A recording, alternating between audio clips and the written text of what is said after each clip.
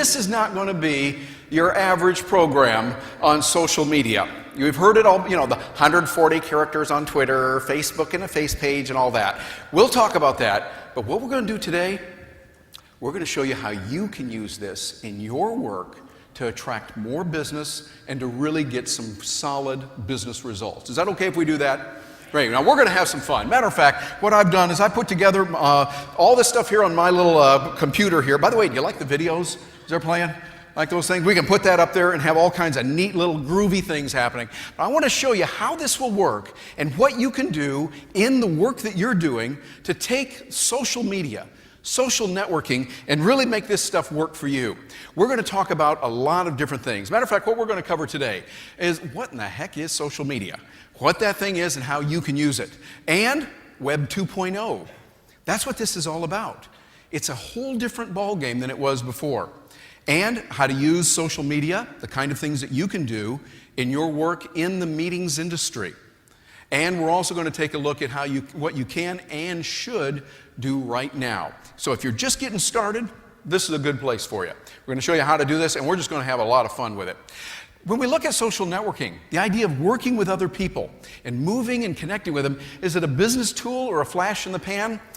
I think it's really a serious business tool. I've had the opportunity to work with computers and technology for a long time. And I remember years ago, people would tell me, email.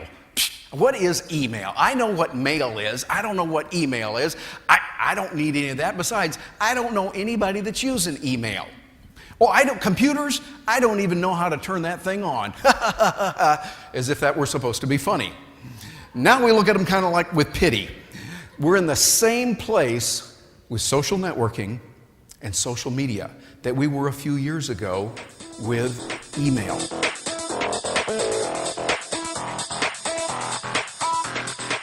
Now, Twitter gives us the ability, just that one media right there, gives us the ability to connect with people instantly. We've already seen the amazing things that it has done with the crash that took place in New York on the river when people were saved by an astute pilot. The first way it was announced was on Twitter. Over in Iran, we're seeing that the revolution is now going through, and people are seeing that because of Twitter. The United States State Department actually went to Twitter and said, please do not do your traditional refresh, shutting down your servers for a few hours. Not right now. We need to know what's going on over there. Twitter is making a huge impact. Facebook, same way. People are using that now in place of email.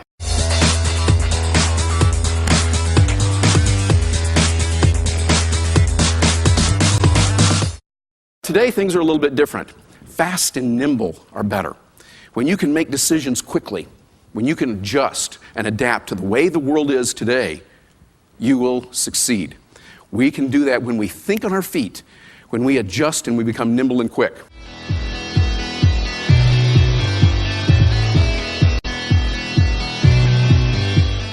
We look at the human web versus Google. I mean, we all use Google, right? Google's still great. I love it. We're working with it and doing great things. But, you know, the human web is even better. For instance, how many of you, just a show of hands, how many of you know a really good Japanese restaurant in Orlando? Okay, raise your hand. Look around the room. Okay?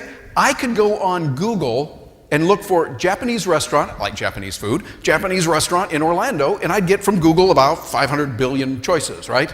You know, or however many they have. But when I hear from you, people that I know, like, and trust, you need to go over here to this one. This one's a little bit better. Or try the sushi over here. It's really good. Someone saying that to me, who I know, like, and trust, means a whole lot more than a list of a whole bunch of things there on Google or Yahoo or whatever. You see the advantage of that? And when you think about it, is there any business that would not benefit from that?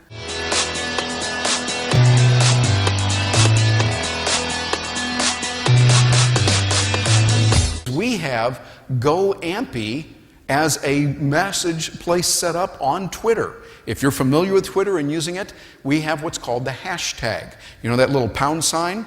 It's set up. We've got that working. And Elizabeth Barrett is working with us right now. I think we've got a couple of things out there, don't we? She's like, go ahead, if you don't mind, would you stand up just a moment and mention it? She is using her iPhone. She's tapped into it right now as this meeting is being conducted, and we're able to see certain things that are happening. Do we have any questions that have come through so far, Elizabeth? We have several questions. Come on over here so they can hear you on the microphone.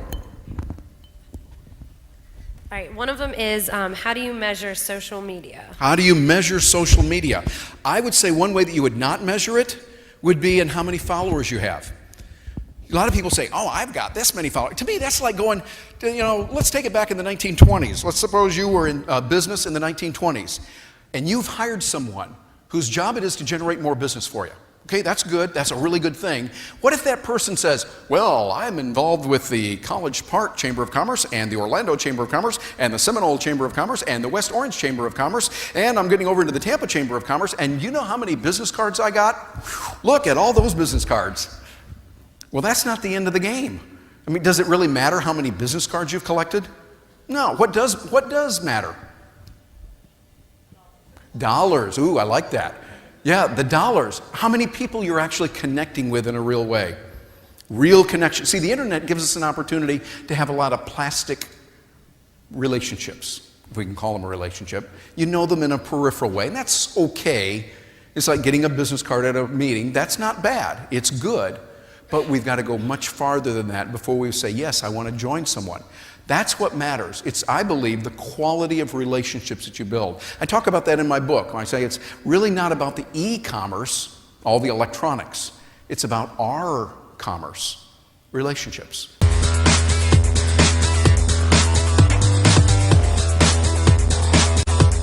Today, relationships matter more than ever. In an age when we've got too many cell phones going off, too much email, too many channels on TV, too many choices, we need people. And that's where your opportunity is. It's really about relationships, not commerce. It is about the R commerce, not the e-commerce and the electronics. Nothing against that. You know me, I'm still using the technology and loving it. But what matters most is the relationship with people. Which leads me to something else I've seen. Have you ever heard this analogy? People say, well, business is war. You got to get out there and you got to fight. I remember I was speaking at a group once, and the VP of sales got up. Real tough guy. Guys, and usually it was mostly guys out there. Guys, this is literal war out there. And I thought, literal war, huh? Are you like killing people? Are you blowing up things? I mean, this is what war is all about. Really, even if you win, you don't win.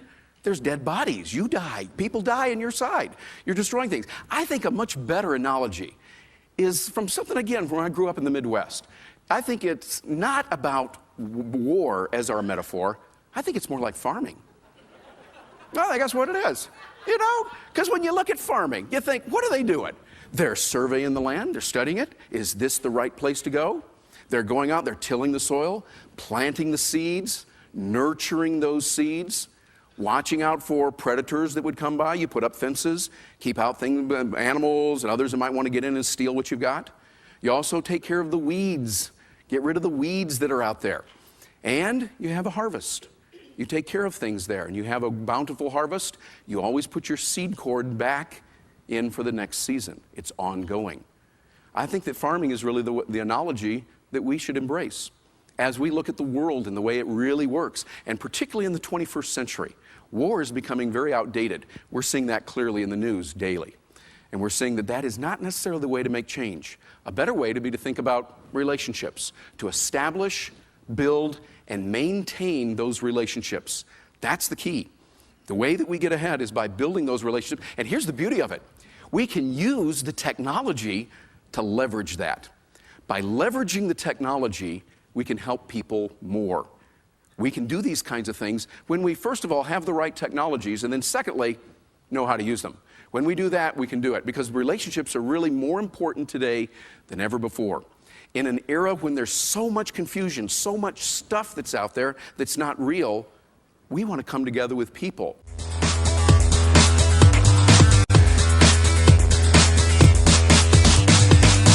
Not yet.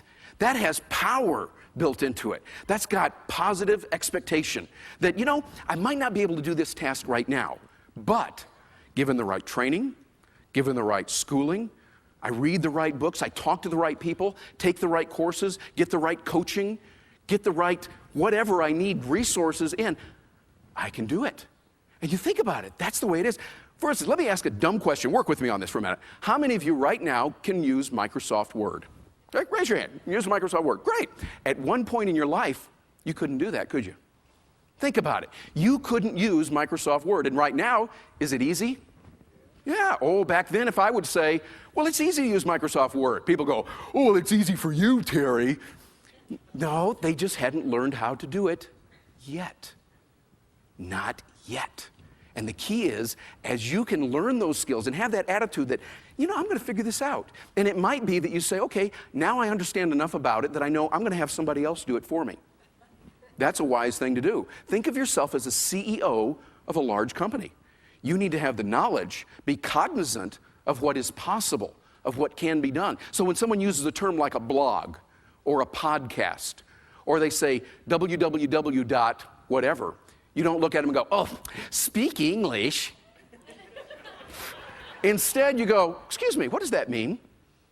Tell me about that. I don't know that yet, and I can learn it because you've learned some incredible things. What you want to do is empower yourself with thinking, not yet. And if you go about that and you say, hey, you know what I'm going to do?